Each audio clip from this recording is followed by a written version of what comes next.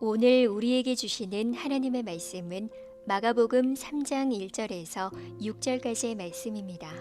이 말씀을 봉독할 때에 살아계신 하나님의 음성을 다 함께 들으실 수 있기를 바랍니다. 하나님의 말씀입니다. 예수께서 다시 회당에 들어가시니 한쪽 손 마른 사람이 거기 있는지라.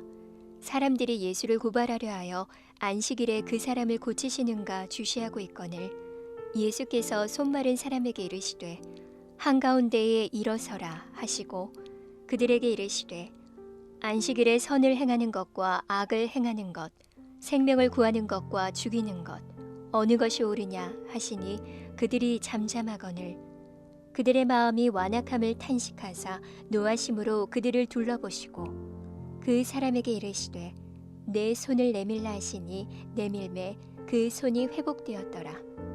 바리새인들이 나가서 곧 헤롯 왕과 함께 어떻게 하여 예수를 죽일까 의논하니라. 아멘. 네, 오늘 말씀 위에서 제가 다시 한번 기도하겠습니다. 잠깐 기도하겠게요. 사랑의 하나님, 감사합니다. 오늘도 우리들 말씀을 사모하며 이 예배 자리에 나왔습니다. 하나님, 성령 하나님께서 우리의 마음 가운데 찾아오시고 말씀으로 하나님의 음성을 들으며 말씀으로 하나님의 뜻을 온전히 깨닫게 하여 주옵소서. 혹여 완악하여 굳어진 우리의 마음들이 있다면 주님께서 그 마음들을 깨뜨려 주시고 우리의 마음 귀한 밭에 주님의 말씀의 씨앗들이 심겨지게 하여 주옵소서. 또한 그 말씀 붙잡고 삶의 자리에서 온전히 열매 맺으며 살아내는 우리 귀한 청년들이 되길 소망하오니 주님 이 시간 우리들에게 온전히 함께하여 주옵소서. 감사합니다. 모든 말씀 예수님의 이름으로 간절히 기도드립니다. 아멘. 네, 여러분 이성한테 뭐해 이렇게 카톡을 받아 본 적이 있으신가요? 뭐해 아니에요. 뭐해예요. 뭐해 이런 카톡 받아 보신 적 있으신가요? 그리고 자 이런 카톡 여러분 받아 보신 적 있습니까? 같은 사람한테 이 두 가지가 다 왔다 그러면 100%입니다. 여러분 저를 믿으셔도 돼요. 같은 사람에게 이 두 가지 카톡이 다 왔다 그러면 이거는 그린 라이트라고 보셔도 됩니다. 여러분 대부분 사랑이 이렇게 알콩달콩하게 시작해요. 처음 시작할 때는 뭘 해도 이쁘고 뭘 해도 사랑스럽습니다. 그런데 금방 사랑이 어떻게 변하니 하고 서로에게 따져 묻고 서로의 마음을 상처내는 아픈 말들로 헤어지는 사람들을 우리 주변에서는 종종 보곤 합니다. 여러분 사랑이 어떻게 변할까요? 예전에 사랑이 어떻게 변하니? 라고 했었던 유명한 광고 카피가 있었는데 이걸 알면 3부 4부인가요? 이걸 아는 분들은 옛날 사람 네, 사랑이 어떻게 변하니? 라는 광고 카피가 있었던 적이 있었습니다. 그런데 사랑이 변하는 게 아니라 여러분 뭐가 변하는 건가요? 뭐가 변해요? 사람이 변하는 겁니다. 여러분 그래서 사랑이 온전히 지켜지지 못하고 때로는 이랬다 때로는 저랬다 하는 걸 우린 주변에서 그리고 내가 경험하며 많이 보기도 했습니다. 여러분 제가요 예전에 다이어트라는 말을 여러분들이 한번 했었던 적이 있었는데 다이어트가 우리나라 말이 아니잖아요, 그죠? 다이어트가 외국 말이잖아요. 그래서 사전에 다이어트가 무슨 뜻인지 우리나라 말로 찾아보면 내일부터라고 적혀 있다고 그래요. 다이어트는 원래 내일부터 하는 거잖아요, 그죠? 다이어트는 오늘 하는 게 아니에요. 오늘까지는 치킨 먹고 오늘까지는 야식 시키고 오늘까지는 마음껏 먹은 뒤에 언제부터? 내일부터 하는 게 다이어트지 않습니까? 하지만 이 귀한 결심도 얼마 가지 못한다는 걸 많은 사람들이 알고 있습니다. 저도요 계속 오랫동안 몸무게가 변하지를 않았어요. 군대 갔다 와서부터 78kg였던 몸무게가 한 20년 가까이 78kg였었습니다. 물론 뭐 밥 먹으면 1kg 찌고 화장실 갔다 오면 1kg 빠지고 뭐 이런 적은 있었는데 78kg를 고정적으로 디폴트 값으로 갖고 있었어요. 그런데 결혼 후에 아이를 낳고 나니까 8kg가 쪘습니다. 그래서 제가 플랭크를 하는 게 좋다고 그래서 이걸 몇 번 해보니까 팔꿈치가 너무 아파요. 다른 게 안 좋을까봐 플랭크를 하는 걸 했는데 플랭크를 한 2분만 하고 나면 모든 게 다 좋아진다고 그래서 한 30초, 40초 이렇게 하루에 10초씩 늘려 나가다 보니까 나중에는 1분쯤 되니까 뭐가 아프냐면 이 팔꿈치가 너무 아파서 이렇게 할 수가 없어요. 그래서 플랭크를 한 일주일 만에 포기했었던 적이 저에게도 물론 있었습니다. 제가요 예전에 고등학생일 때 공부를 곧잘 했습니다. 여러분들 뭐 믿거나 말거나 하지만 공부를 곧잘 했어요. 그런데 제가 서울대에 갈 수 있는 방법이 두 가지가 있었습니다. 한 가지는 뭐였냐면 커피를 마시고 잠이 안 왔다. 그러면 저는 무조건 서울대 갔을 거예요. 커피를 아무리 마셔도 너무 잘 자요. 커피를 먹은 그날은 더 숙면을 취해요. 그래서 시험 전날 커피를 마시는 게 잠을 자지 못하게 하는데 도무지 도움을 주지 않았습니다. 그리고 제가 서울대에 갈 수 있는 방법이 한 가지가 더 있었어요. 한 가지가 더 있었는데 뭐였냐면 계획한 대로 공부하면 제가 서울대에 갈 수가 있었어요. 중고등학생 때요 시험 기간이 되면 꼭 하는 게 있습니다. 여러분 뭐 할까요? 책상 정리합니다. 그죠? 책상 정리를 깨끗하게 이제 시험 치기 전에 시험 공부하기 전에 해야 되잖아요. 형광펜도요 색깔별로 이렇게 세워 놓습니다. 그리고 책도 빼지도 않을 건데 키별로 이렇게 맞춰 책장에 잘 꽂아놔요. 평소에 쓰지도 않던 책상 밑에까지 다 쓸어서 아주 정결하고 쾌적한 환경을 만들어 놓습니다. 그리고 나서 모든 게 다 정리가 끝났으니까 이제 뭐 할 일이 남았어요, 여러분? 뭐 할 일이 남았어요? 잘 일이 남았죠, 그죠? 아주 쾌적한 환경에서 아주 귀한 지침을 합니다. 그러나 책을 나중에 펼쳐보면 몇 가지 얼룩들로 이렇게 우글거려 있는 책들이 남아 있을 뿐이에요. 여러분 다들 그런 책 한 권씩 가지고 계셨죠, 그죠? 노트 이렇게 넘기다 보면 중간에 줄이 이렇게 그어져 있는 노트들, 그죠? 우글거리는 우글거림이 뭔지 다 아는 그 우글거림이 있는 노트들이 여러분들도 분명히 몇 권씩 있으셨을 겁니다. 계획한 대로 공부하면요 저는 무조건 서울대 갔을 거예요. 시간표만 보면 공부의 신이에요. 시간표만 보면 완전 전교 1등이에요. 그런데 도무지 계획한 대로 공부를 할 수가 없었습니다. 그래서 작심삼일이기도 하고 마음먹었던 게 금방 없어져 버리기도 했었던 겁니다. 이렇게 한 며칠 공부하다가 이제 힘드니까요 여러분 그때부터 뭐 한다고 그래요? 이제 공부해봐야 소용없어. 뭐 해야 돼? 이제는 뭐 해야 돼요? 컨디션 조절해야 되잖아요, 그죠? 빨리 잠들어야죠. 그래서 컨디션 조절을 막 하는 거예요. 몰래부터 책상에서 그렇게 자가지고 컨디션이 안 좋을 게 없는데 그렇게 컨디션 조절을 해요. 이러면 시험을 저만 망칠 것 같은데 알고 보니까 내 옆에 짝꿍도 어제 잤대요. 그 앞에도 어제 잤고 쟤도 어제 잤고 쟤도 어제 잤어요. 결국 모두가 다 계획한 대로 공부하지 못한 겁니다. 계획한 대로 공부하는 그 지독한 몇 명의 아이들, 그 아이들 저희는 알고 있어요. 하지만 저희는 그 아이들과 친하지는 않습니다. 그 아이들은 계획한 대로 자기의 모든 목적을 잘 달성하는 사람들이었지만 우리는 계획한 걸 자주 실패하고 우리는 다짐했던 걸 자주 잊어버리고 살아가는 사람들입니다. 우리가요 무뎌지는 사람들이란 말 가끔 쓰곤 하는데요, 저도 예전에 명절에 어머님 살아계실 때 이렇게 다짐했어요. 명절 때 집에 내려가면서 이번에 내려가면 어머님 진짜 잘해드리고 와야지. 이번에 내려가면 어머님 정말로 따뜻한 말만 해드리고 와야지. 맛있는 거 진짜 많이 먹고 와야지. 어머니랑 좋은 곳에 꼭 갔다 와야지. 영화 보고 와야지. 이런 다짐을 막 하고 결혼하기 전에 혼자 부산에 내려갑니다. 그런데 내려가면요 왜 이렇게 세상 모르는 이야기를 하시는지, 왜 이렇게 답답한 소리를 하시는지 저도 모르게 툴툴거리고 저도 모르게 틱틱거려요. 그래서 물론 잘 해드리려고 애쓰고 잘 해드리려고 노력하지만 마음먹은 것만큼 어머니께 해드리지 못하고 그냥 다시 제가 있는 서울로 올라왔었던 적이 참 여러 번 있었습니다. 여러분 우리 사람이란 보통 그렇습니다. 생각한 것, 다짐한 것, 약속한 것 지키지 못하는 게 보통 사람들의 마음이고 보통 사람들의 모습입니다. 그런데 이게요 어떤 관계에서도 마찬가지이냐 하면 하나님과의 관계에서도 마찬가지입니다. 하나님과의 관계에서 매일매일 이 구원의 간격에 젖어서 날 구원해 주신 하나님이 너무 감사해서 매일매일 하나님께 뜨겁게 예배하고 찬양하고 기도하고 살아야지, 삶의 자리에서도 매일매일 하나님 기억하고 살아야지 하고 생각하지만 그걸 금세 잊어버리고 삽니다. 예배에 와서요 은혜 받고 돌아가는 날보다 그냥 가는 날이 더 많아요. 예배 와서요 미친 듯이 환호하며 뛰며 즐겁게 찬양하는 날보다 지쳐서 앉아 있는 날이 더 많습니다. 한 번 은혜 받으면 그 은혜가 평생 갔으면 좋겠는데, 수련회 갔다 돌아오면서 내가 이 마음이면 이렇게 살았으면 좋겠는데 하루도 가질 않아요. 평생은커녕요 주일날 예배드리고 은혜 받은 이 마음 가지고 이번 일주일이라도 잘 살았으면 좋겠어요. 그런데 이번 일주일은커녕 교회 나가는 그때부터 바로 끝나는 거예요. 또 다른 내가 되는 겁니다. 그래서 우리는 늘 하나님과의 관계 속에서도 무뎌지고 잊어버리고 망각하며 살아가는 존재들입니다. 여러분, 그런데요 이게 우리만 그렇지 않다는데 큰 위안을 얻어요. 구약 성경의 이스라엘 백성들도 그랬습니다.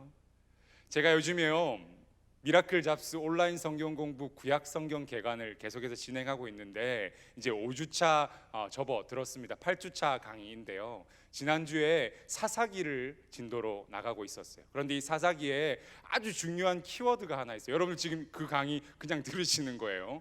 사사기에 아주 중요한 키워드가 뭐냐면 또입니다. 또. 사사기를요 동그라미를 1번, 2번, 3번, 4번, 5, 6, 7 이렇게 동그라미 7번 그리면 사사기를 다 정리한 거예요. 왜 그럴까요, 여러분? 사사기에 나오는 순환 구조가 있는데 이스라엘 백성들이 죄를 짓습니다. 그러고 나면 그 죄를 지은 이스라엘 백성을 하나님 어떻게 하시겠어요? 어떻게 하실까요? 심판하시겠죠, 그죠? 그럼 심판 어떤 방법으로 심판되냐면 주변의 나라들 블레셋이나 모압이나 암몬이나 이런 대적들을 통해서 이스라엘 백성들을 심판하셨단 말이에요. 그러면 그 심판받고 나서 전쟁에 지고 나니까 매일매일 조공바쳐야죠, 노예로 끌려가야죠, 힘드니까 하나님한테 뭐 해요? 하나님 우리 잘못했어요, 하나님 한 번만 봐주세요, 우리 좀 용서해 주세요 하고 하나님한테 뭐 해요? 뭐 합니까? 회개하는 거예요. 회개.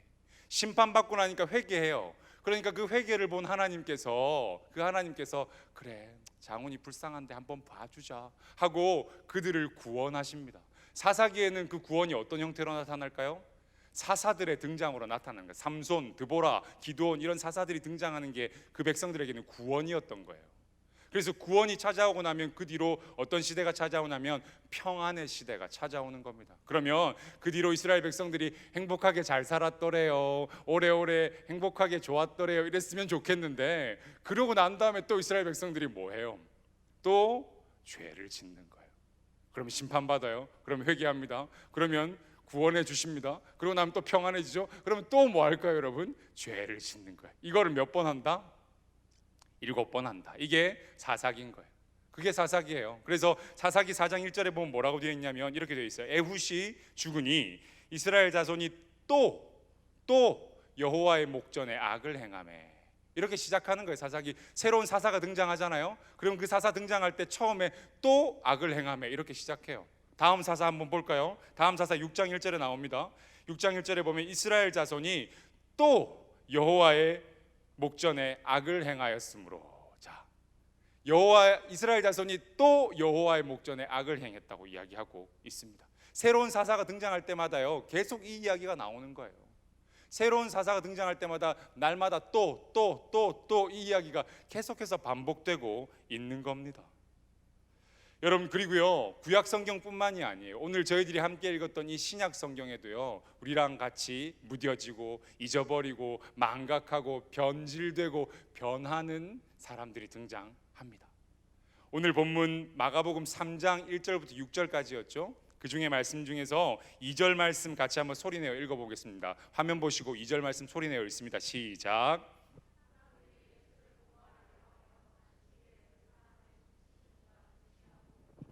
네, 사람들이 예수를 어떻게 하려고 했대요? 고발하려고 했대요. 그 사람들, 무뎌진 그 사람들이에요. 변질된 그 사람들이에요. 잊어버리고 망각했던 그 사람, 제가 지금 이야기하려고 하는 그 사람들이 보니까 예수님을 어떻게 하려고 하고 있냐면 고발하려고 하고 있는 거예요. 이렇게 쳐다보고 있어요. 뭐 하나, 뭐라고 하나, 뭐 먹나, 뭐 입었나, 이렇게 그 사람을 주시해서 보고 있다고 지금 오늘 본문이 이야기하고 있는 겁니다. 또 이 사람들이 어떤 사람인지 5절에 나와요. 5절 말씀도 같이 소리내어서 한번 읽어봅시다. 뒤에는 제가 생략했고요, 앞에 나온 글자까지만 읽어봅시다. 시작.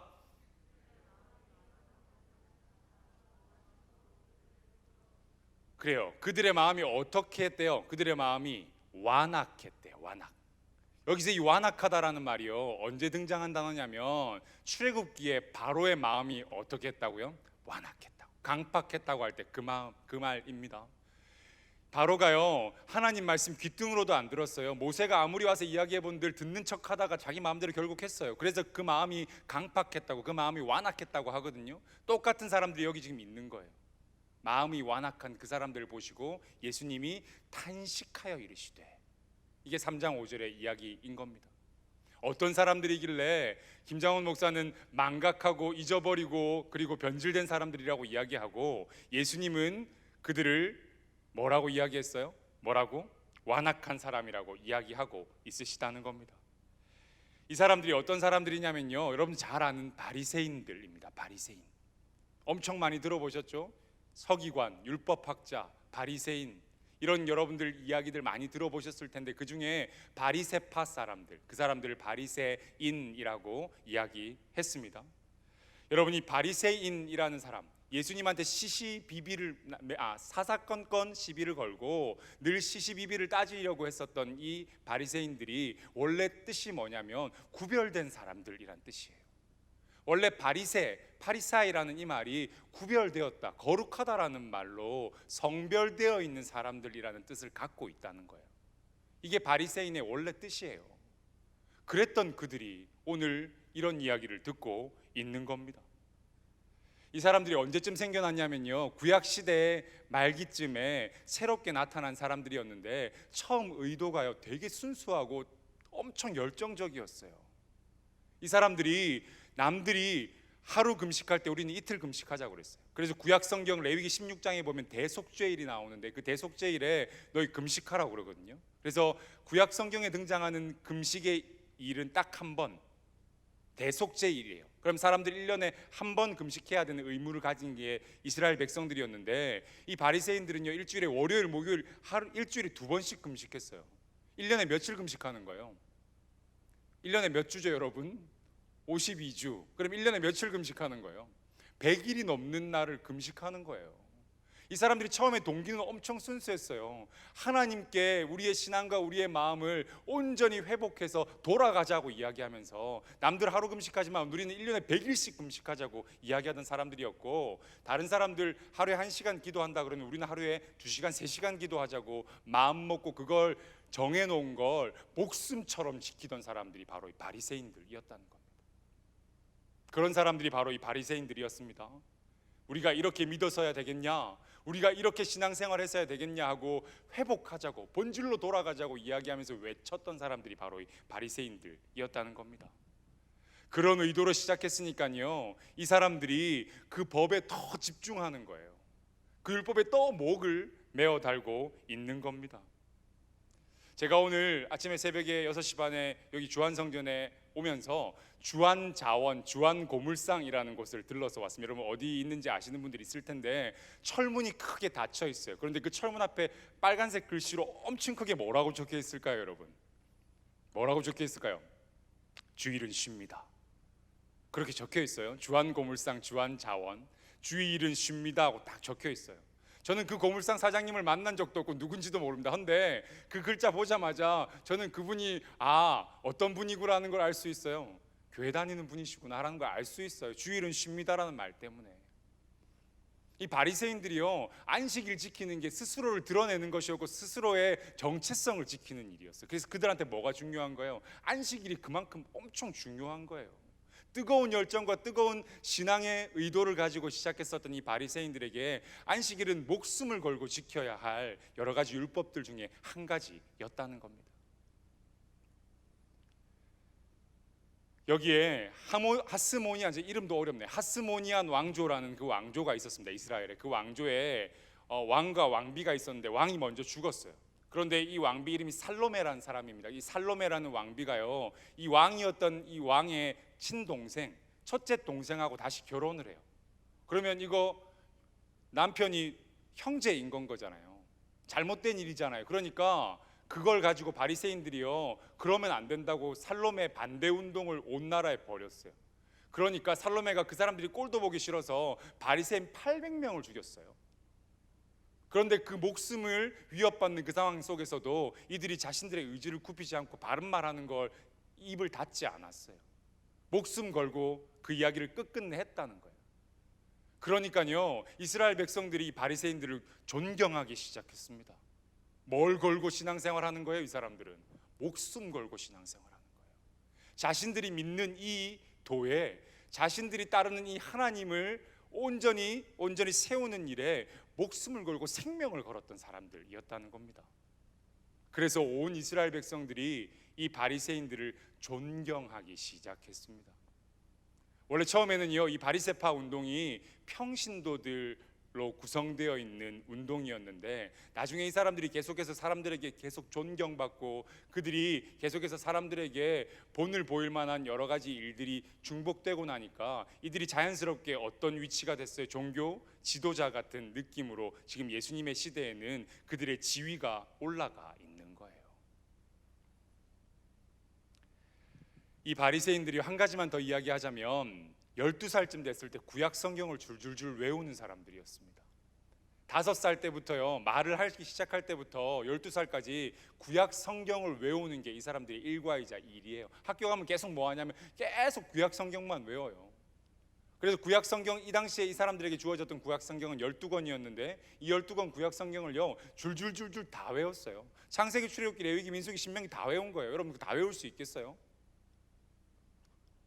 히브리어 뭐 이런 건 이야기하시지만 한글말로 외우라고 그래도 너무 머리가 아플 것 같아요. 읽는 것도 중간에 수십 번을 포기하는 판국에 외운다니까요. 이 애들이, 이 바리새인들이요.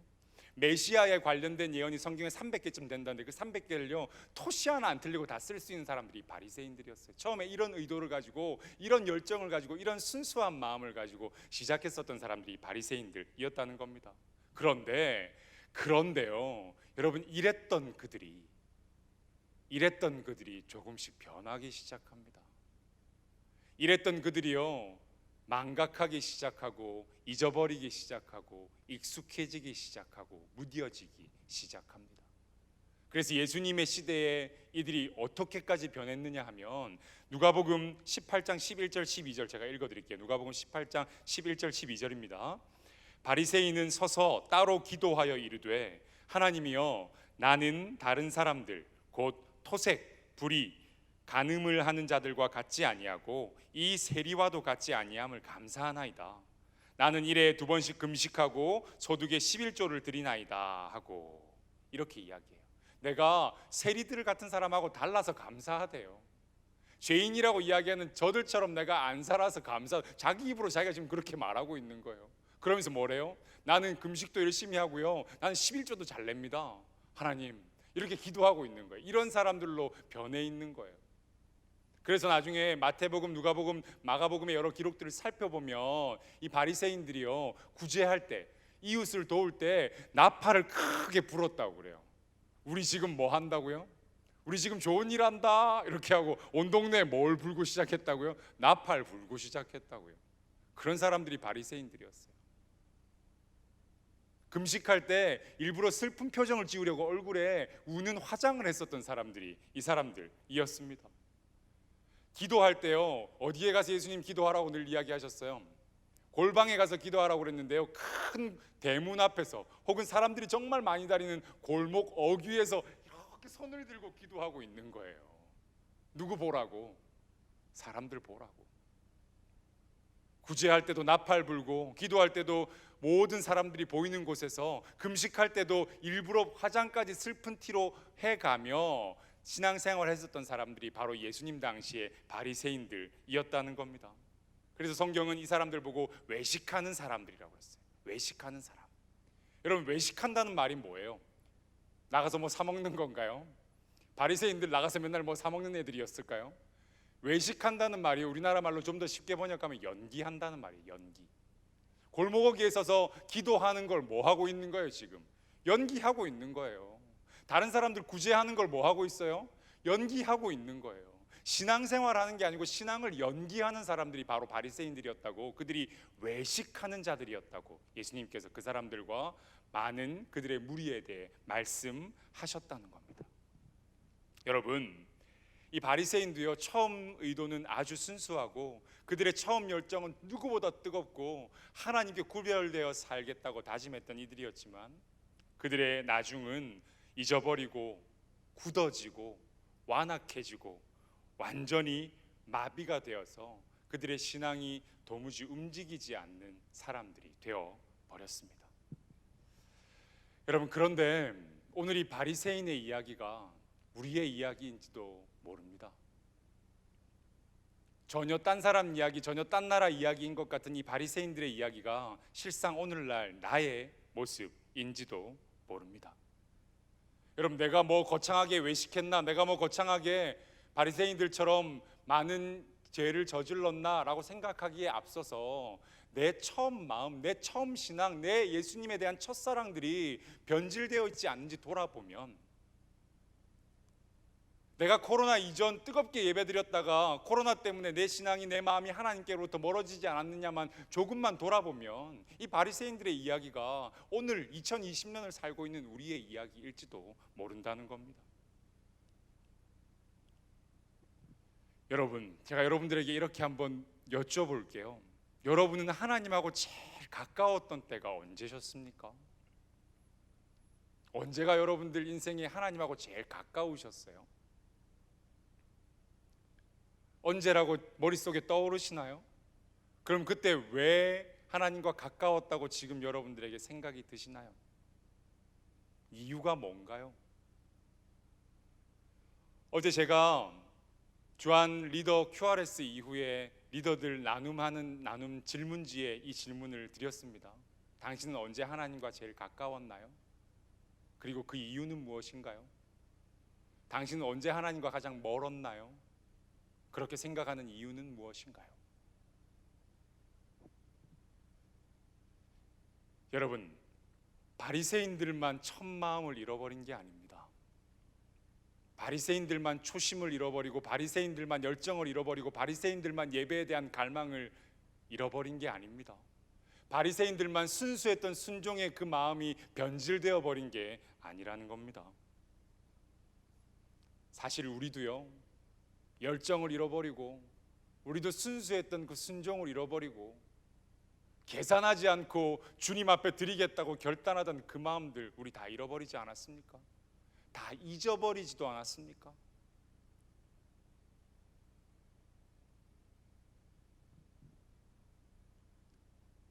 예배를 드리고 삶의 자리로 돌아갈 때 십자가는 교회에 맡기고 가잖아요. 그죠? 십자가 삶의 자리에 안 들고 가잖아요. 교회 라카룸이나 교회 마당에 좀 던져놨다가 다시 교회 올 때 먼지 좀 털어가지고 들고 들어오잖아요. 그래야 내 소원이 이루어지고 그래야 내 문제가 해결되니까 잠시 라커룸에 맡겨놨던 십자가 다시 꺼내서 예배당에 들고 와야 되니까, 그러니까 교회 마당에 잠시 놔두고 가는 거잖아요. 실상 우리의 모습이 그렇지 않습니까? 바리새인들만 변했다고 우리가 그들에게 손가락질할 수 있겠습니까, 여러분? 얘네들만 나쁜 놈이라고 우리가 자신 있게 말할 수 있겠습니까? 여러분, 우리도요, 우리의 열정을 잃어버리고 우리의 순수함을 잃어버리고 계산하지 않고 헌신하겠다는 그 다짐을 잊어버린 건 아닌지 스스로를 돌아볼 수 있어야 합니다. 여러분, 그런 바리새인들에게, 그런 우리들에게 오늘 예수 그리스도께서요, 참된 안식이 무엇이냐를 손마른 사람을 고치면서 말씀해 주고 있으세요. 오늘 본문 3절 말씀 제가 읽어드립니다. 앞에 화면을 한번 같이 보세요.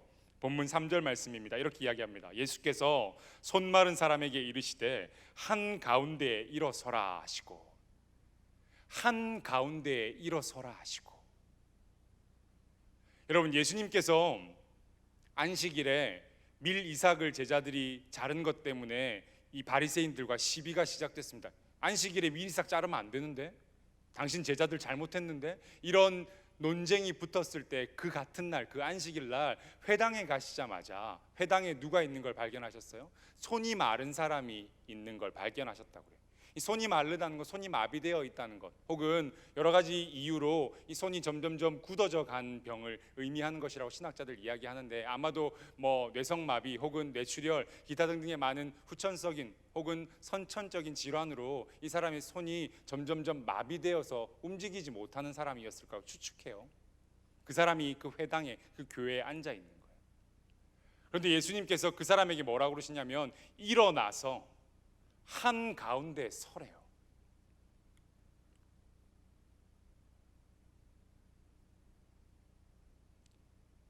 여기서 여러분 일어서다, 일어나라 라는 말은요 정말 큰 의미가 있는 말이에요.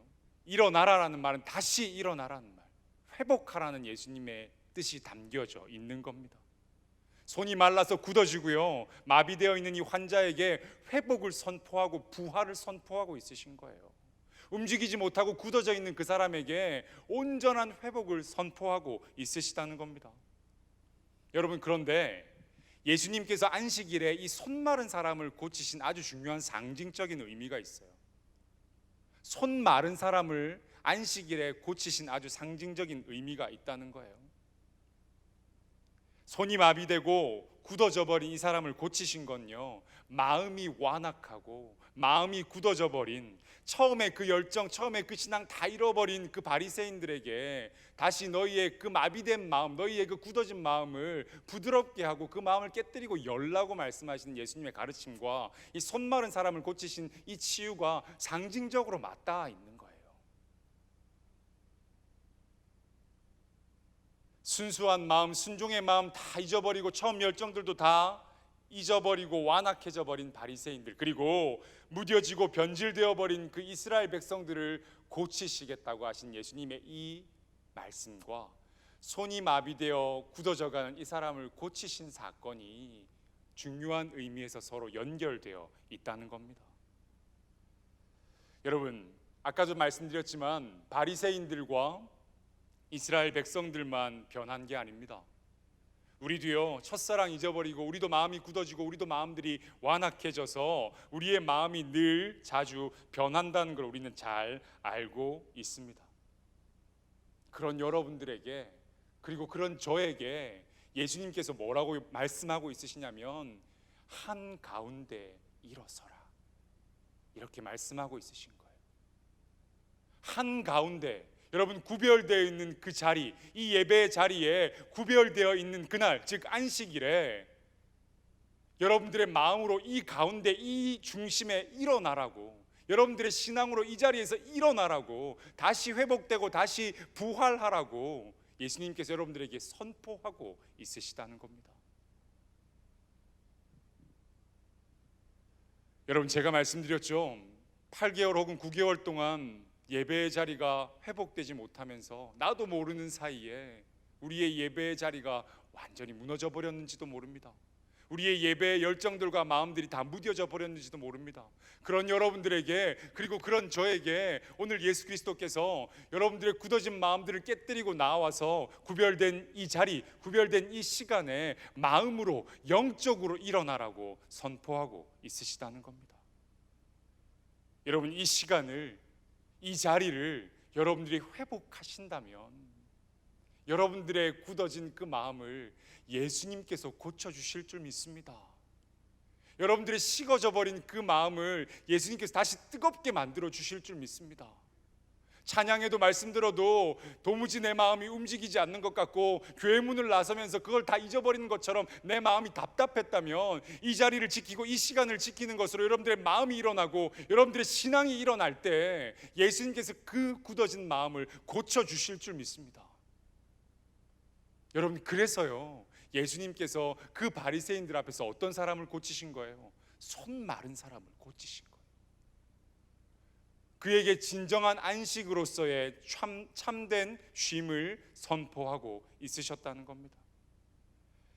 그렇게 그 사람을 고치시고 난 뒤에 예수님께서 바리새인들에게 뭐라고 이야기하시냐면 4절 말씀에 이렇게 기록합니다. 4절 말씀 같이 보세요. 그들에게 이르시되 안식일에 선을 행하는 것과 악을 행하는 것, 생명을 구하는 것과 죽이는 것 어느 것이 옳으냐 하시니 그들이 잠잠하거늘. 여러분 지난주에는요 어느 것이 쉬우냐 하고 물으셨죠, 그죠? 내 죄사함을 받았느니라 하는 말과 네가 상을 들고 일어나 걸어가라 하는 말 둘 중에 어느 것이 더 쉬우냐 하고 물으셨는데, 오늘은 이 바리새인들에게 둘 중에 어느 것이 더 옳으냐 하고 물으셨어요. 그죠? 이번 주는 둘 중에 어떤 것이 더 옳으냐 하고 물으셨어요. 그런데 이건 누구도 다른 생각할 수가 없어요. 생명을 죽이는 것과 살리는 것 어떤 게 더 옳아요? 당연히 살리는 게, 그리고 선을 행하는 게 옳은 일이라는 걸 모두가 다 알고 있었습니다. 그런데 그럼에도 불구하고 그것을 행하는 게 안식일이라는 것들 때문에 주저되었던 그들의 변질되고 그들의 밭기어져 버린 마음과 신앙을 예수님께서 깨뜨려 주시려고 하신다는 겁니다. 아까도 말씀드렸지만 이 안식일은요 유대인들을 구별해주는, 우리가 아까 주일에 십니다는 어떤 사람들이라고 그랬죠? 교회 다니는 사람들이라고 했잖아요. 그것처럼 안식일을 지킨다는 건 이 유대인들에게 자기의 정체성을 지키는 것과 마찬가지인 일이었습니다. 안식일이라는 말이요 원래 원뜻으로 보면 쉬다라는 말이에요. 여러분 이게 어디에서 제일 처음 나왔어요? 안식일이라는 말이. 여러분 다 잘 아시잖아요. 어디에서 제일 먼저 나왔습니까? 창세기에서. 하나님이 뭐 하시고 난 다음에? 창조하시고 난 다음에. 창세기 2장 3절에 이렇게 이야기합니다. 하나님이 일곱째 날을 복주사 거룩하게 하셨으니 이는 하나님이 그 창조하시며 만드시던 모든 일을 마치시고 그날에 안식하셨음이니라. 여러분 보세요. 일곱째 날을 복되게 하사 거룩하게 하셨대요. 이 안식일을 하나님이 어떻게 하셨다는 거예요? 분별하셨다는 거예요. 거룩하게 분별해 놓으셨다는 겁니다. 여러분 제가 여러분들에게 여기서 질문 하나 딱 드릴게요. 하나님께서 안식의 그 일곱째 날을 거룩하게 구별해 놓으셨다는데 하나님이 쉬려고 이 안식일을 정해 놓으셨을까요? 한번 대답해 보세요. 6일 동안 모든 만물을 창조하신 하나님이 이제 좀 지치네, 좀 쉬어야지, 6일 동안 일했으니까 잠깐 동안 쉬어야지, 이렇게 말씀하셨을까요? 여러분, 하나님께서 일곱째 날을 거룩하게 구별하여서 안식이라는 이 날을 정하신 게 본인 때문이었겠느냔 말이에요. 하나님의 안식이 필요한 분이신가요? 피곤치 않으시고 곤비치 않은 분이라고 그래요. 육신이 없는 분이시고 전능한 분이라고 하는데 그분이 피곤해서 안식을 정하셨겠느냐고요? 아니라고요. 하나님이 안식일을 정하신 건 누구 때문이에요? 사람 때문이고 여러분들 때문인 거예요.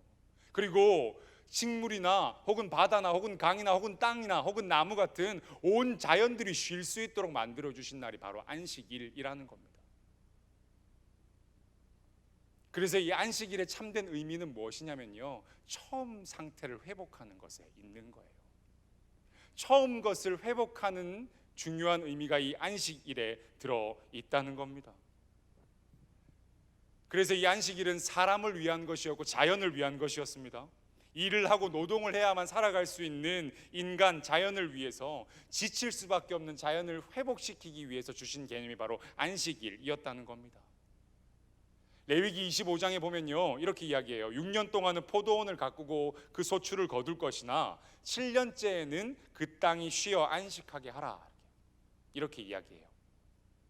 땅을 1년 동안 쉬게 하는 이유는요 6년 동안 이 나무들에게 양분을 계속해서 내어준 이 땅이 굳어질까, 이 땅을 다시금 쉬게 하게끔 하시겠다는 하나님의 중요한 안식에 대한 메시지가 담겨져 있는 겁니다.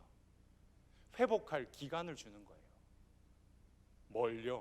뭘 회복할 기간을 주는 거예요, 여러분? 처음 상태를 회복할 기간. 그게 안식이 가진 참된 의미라는 겁니다. 여러분, 그리고 레위기 25장에요 7년 곱하기 7년, 안식일에 7년이 7번 더해지면 그건 77이 얼마예요, 여러분? 49. 그러면 49년 뒤에 50년째 해는 뭐로 선포하느냐면 희년으로 선포합니다.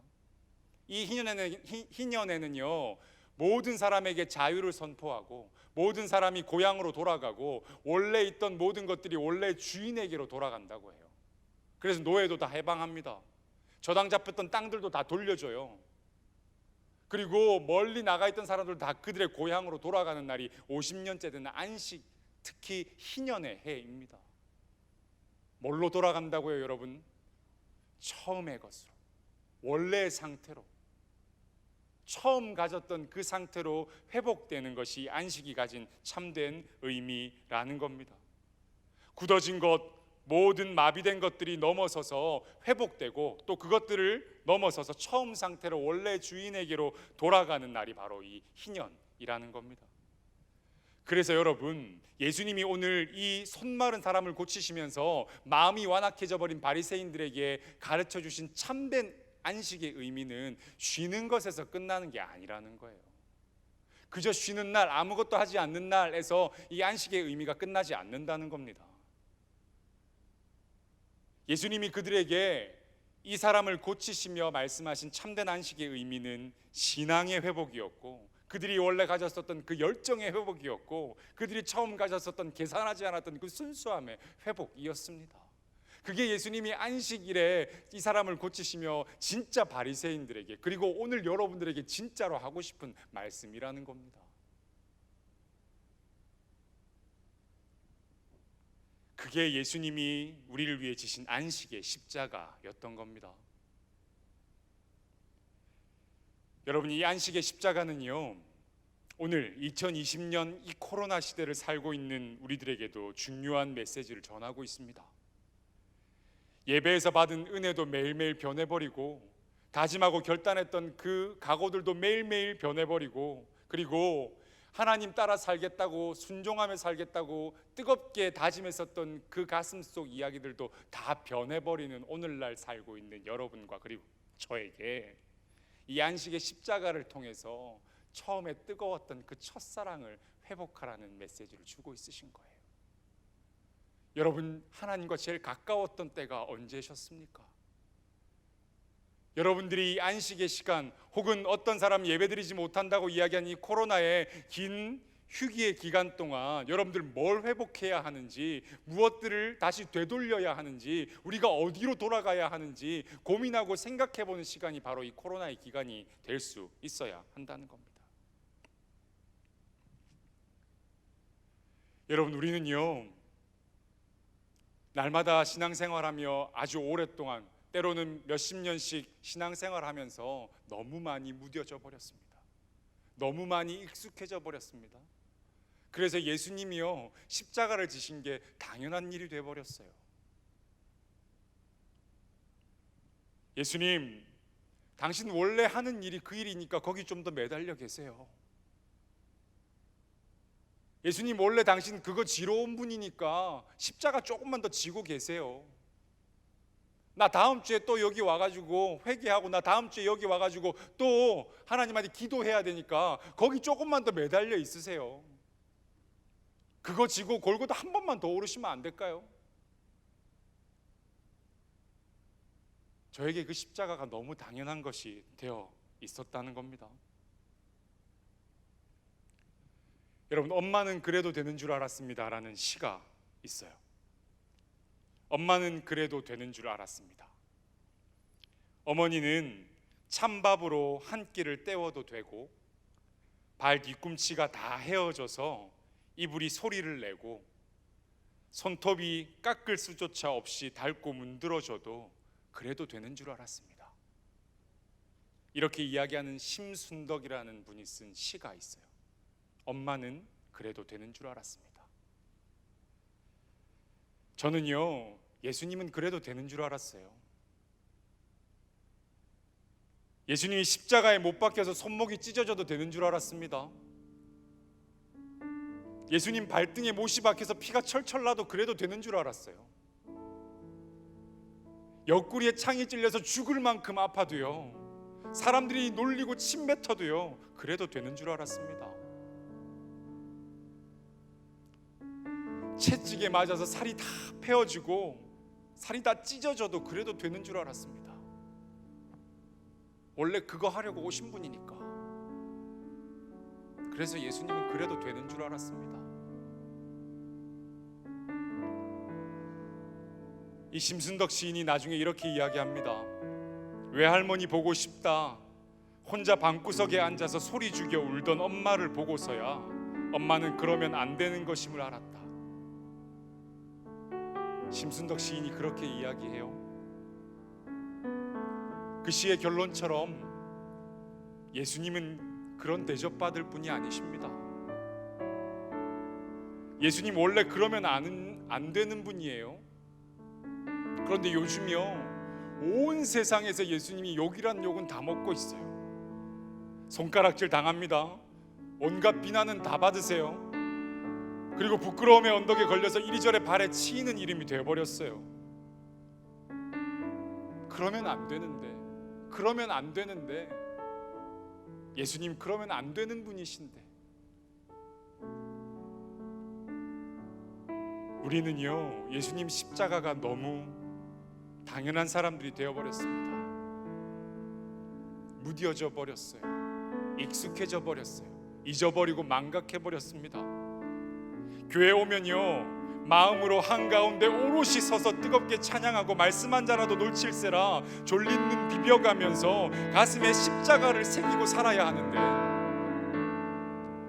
세상 속에서 월화수목 금토를 살아내면서 구별된 나로 회복될 예배의 날을 기다리면서 살아야 하는데, 우리 그 모습 어느새 다 잊어버리고 십자가 구원이, 예수님의 그 십자가의 고통이 당연한 것이 되어버린 삶을 살고 있습니다. 우리가 바리새인들에게 잘못했다고 말할 수 있을까요? 일주일에 한 번 마당에 숨겨놨던 십자가 꺼내 들고 올라오는 우리가 과연 그들에게 잘못했다 말할 자격이 있는 사람들일까요?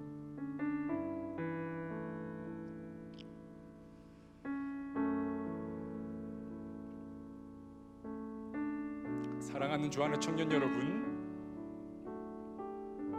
예수님께서 손이 마른 사람을 고치시며 바리새인들에게 선포하셨던 안식의 십자가의 참된 의미는 오늘 여러분들에게도 똑같이 새겨져야 합니다. 이 안식의 의미가 주는 참된 메시지는요, 오늘 여러분들에게도 들려져야 합니다. 정말 뜨거웠던 그때, 계산하지 않고 주님 앞에 다 드리겠다고 이야기하던 그때, 구원받은 그 일이 정말로 감격스럽고 감동되었던 그때, 나 참 보잘것없는 사람인데 이런 나도 하나님이 사랑하시는구나, 예수님이 이런 나도 좋아하시는구나 하고 생각 들었던 그때, 그 순수했던 그때를 회복하라는 예수님의 음성으로 듣고 여러분들이 삶에서 이 안식의 십자가를 담아내며 살아가야 합니다.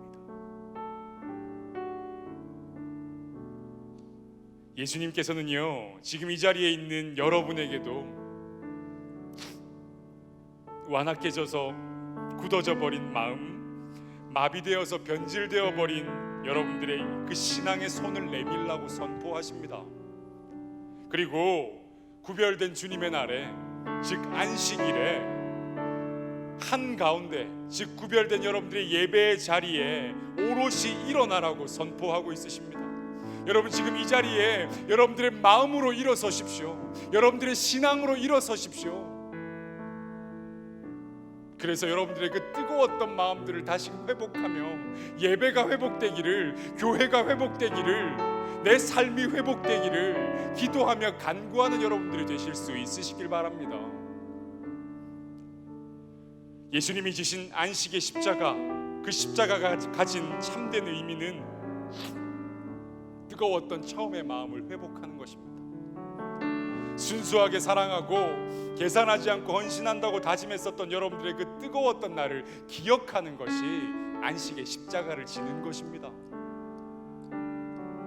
여러분, 이번 한 주도 여러분들의 삶의 자리에서 이 안식의 십자가를 붙잡고 믿음으로 살아내겠다고 결단하는 은혜가 있으시길 바랍니다. 삶으로 십자가를 담아내면서 내 모든 자리에서 식어져 버린 내 마음이 다시 뜨겁게 되고 굳어져 버린 내 마음이 다시금 회복되겠다고, 그렇게 하겠다고 결단하는 은혜가 여러분들에게 있으시길 바랍니다. 우리 시간 함께 찬양할 텐데요,